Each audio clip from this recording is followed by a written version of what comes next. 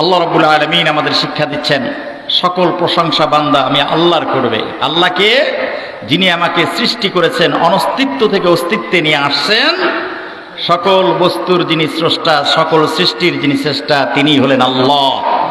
আর তার সংক্ষিপ্ত পরিচয় সূরা ইখলাসের ভিতরে আল্লাহ তাআলা দিয়েছেন, যিনি আল্লাহ, তার সঙ্গে আল্লাহ তাআলা দিয়েছেন কুল হু আল্লাহু আহাদ, যিনি এক, যিনি একক, যার কোনো দ্বিতীয় নাই, তিনি আল্লাহ। আল্লাহুস সামাদ, এবং যিনি অমুখাপেক্ষী, যার সাথে আর কোনো বস্তুর তুলনা চলবে না। আমাদের দেশে কেউ মাটি দিয়ে, কেউ কাঠ দিয়ে, কেউ স্বর্ণ দিয়ে, কেউ রৌপ্য দিয়ে আল্লাহর সাথে শরীক করার চেষ্টা করে। আমার আল্লাহর সাথে কোনো মাটি, কোনো বস্তু, কোনো কিছুর তুলনা চলবে না। এটাই হলো আল্লাহুস সামাদ। লাম ইয়ালিদ ওয়া লাম ইউলাদ, তিনি নিজেও জন্ম দেন নাই, কারোর